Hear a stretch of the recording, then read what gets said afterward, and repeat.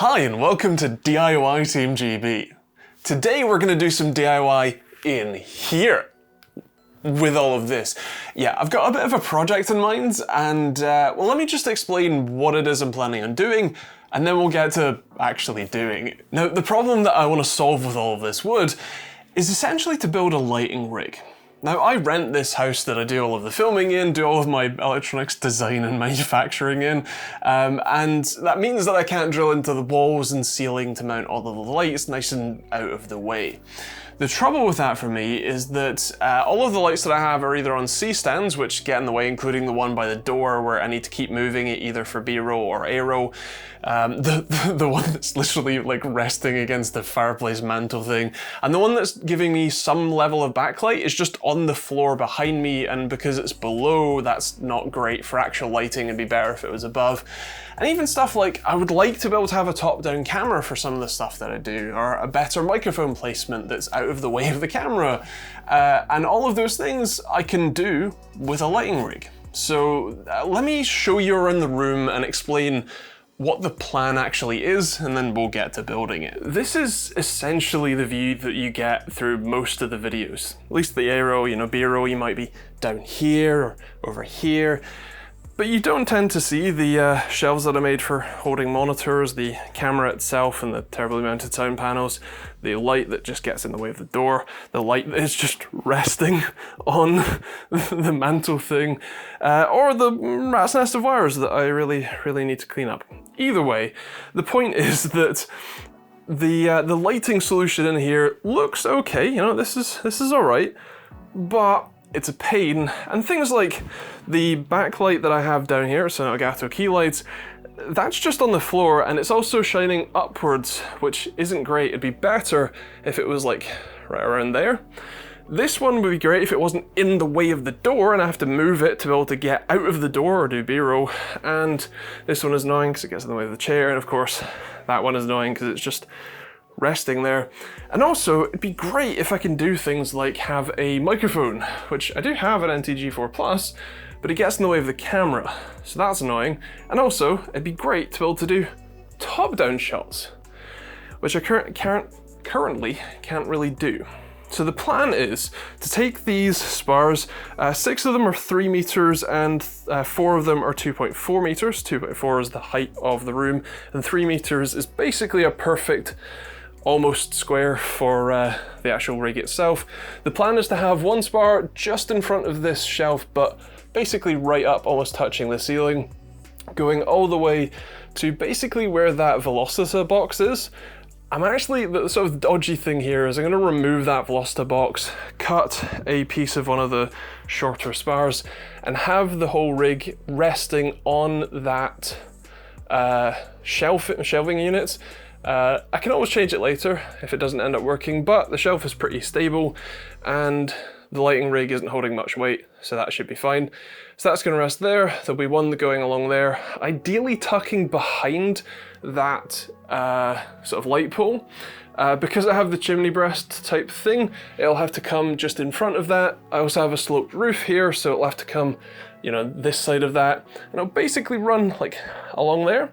The other plan is to have a second beam kind of in line with that pole, sort of this way as it were, so that I could either move that light from sort of here to here, and I can also potentially mount a microphone and still have that in a good place.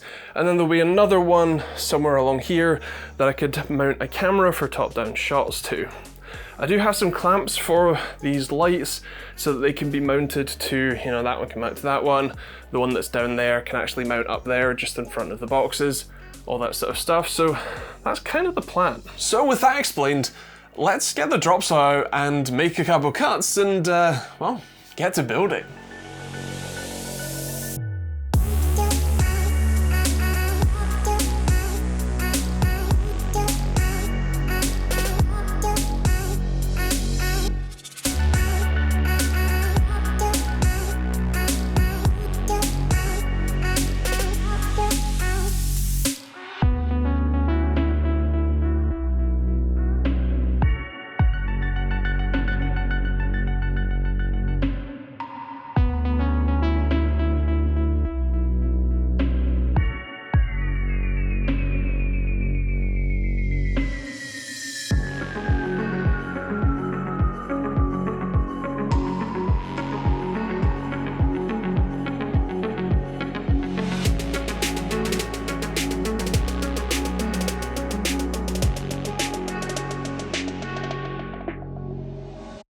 Right, so we managed to get the frame up and it's all pretty decent, it's reasonably rigid. I want to get some more L brackets to support the uprights so that it has a bit more rigidity. Now is mostly the time to put things like the lights up there.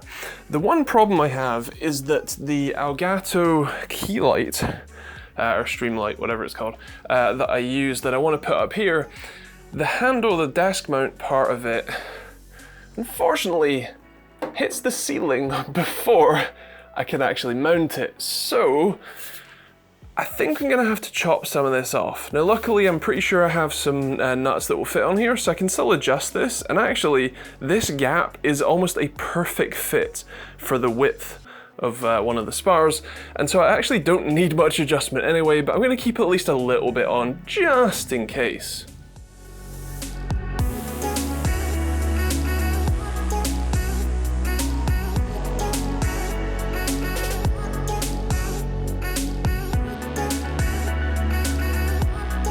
And here we go. That is it with our nuts on, so we can still adjust it if we need to, but this almost perfectly fits on up there, just like that anyway. I might move that a bit further over. What I do want to do is swap over some of the these extra attachment pieces so that I can move it potentially a little bit further away from the wall and still be able to angle it. But yeah, that is one of the mounts done. The other mounts that I'm using are these small rig ones. Apologies for the shaking, can't help it much. Which are these, if I point in the right direction. These are just sort of little clamps basically that have a little tripod head on them, or ball head, that will replace these ones and we'll be able to mount up to these quite nicely. Like I said, I already have one of these up here and it's actually pretty good. It's pretty sturdy. And yeah, I'm gonna stick this light on that one and one of those up there, and the other one that I have will go back there for the other key light that's on the floor. There is also one more problem I need to solve, and that's power. Now, technically speaking, you know, the wires for these lights do reach up that far just in a straight line, but that's not exactly elegant. So what I want to do is essentially take some power strips and extend the wire of them such that the upright that's there, I can run one of the wires, because there's a plug socket right down there, up and across, and then all three of the lights that are on this side of the room can plug into that one, and all of the wires can stay up and out of the way.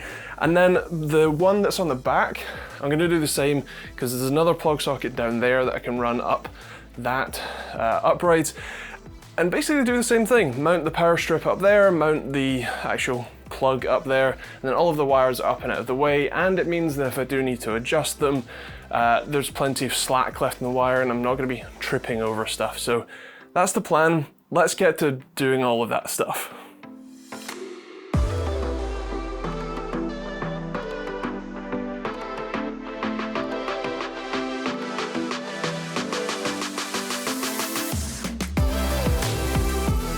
So we've got some of the lights up.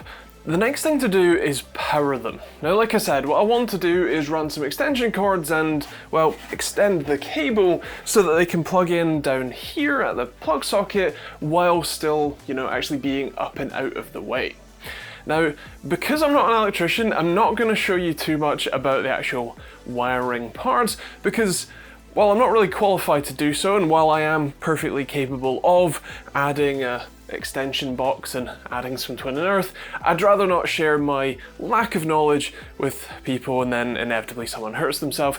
So, you know, if you need electrical work done, hire an actual electrician, they can do it safely. Either way, what I've done is taken my extension lead, I've attached them to the crossbar above, so all three of these lights will plug in up here, and I'm running it across. I've got my extension lead for my extra twin and earth, and then I'm basically going to be cable clamping the twin and earth across here, down, and down this crossbar to the plug socket down there. Now, because my friend Dan has my claw hammer, This is the only hammer I have available to put the cable clips in with. So let's give it a go, shall we? That worked remarkably well.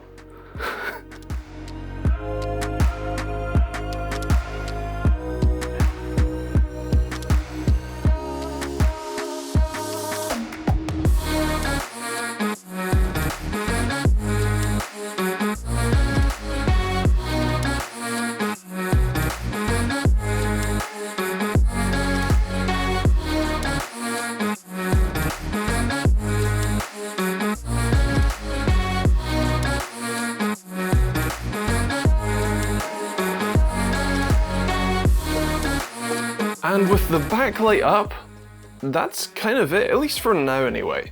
I have it wired in reasonably nicely. I'm gonna get some more clamps or cable clips for that wire there.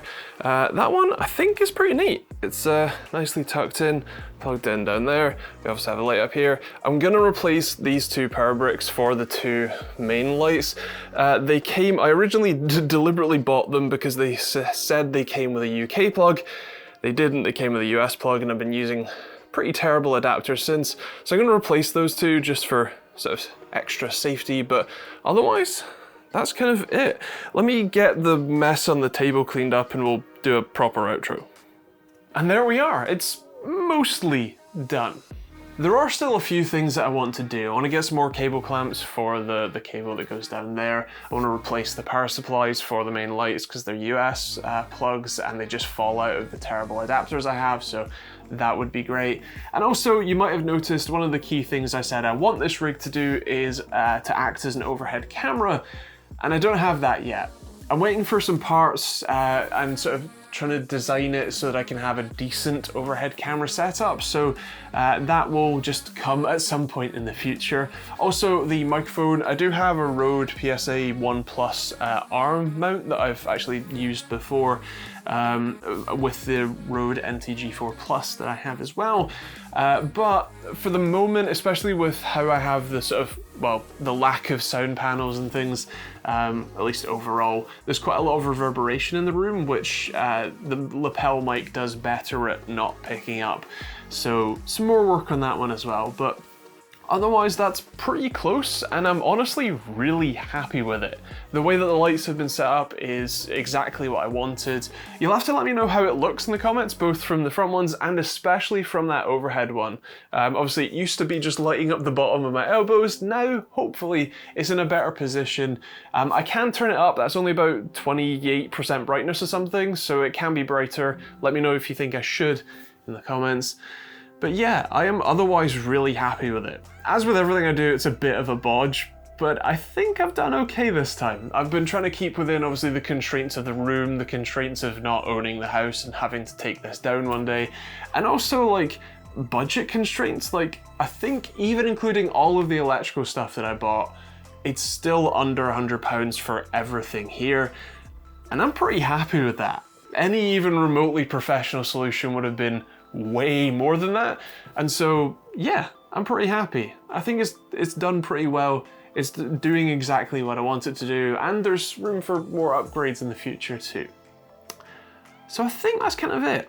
As always, thank you very much for watching. I'll be back to normal videos the next video, so if you aren't subscribed, I'm amazed you made it this far, but if you're not, feel free to hit the button, check out plenty of other videos and end cards. And if you want to support my lunacy, there are a load of links in the description, including my own hardware, like the open source response time tool and open source latency testing tool. But yeah, otherwise, thanks for watching, hope you enjoyed it. We'll see you on the next video.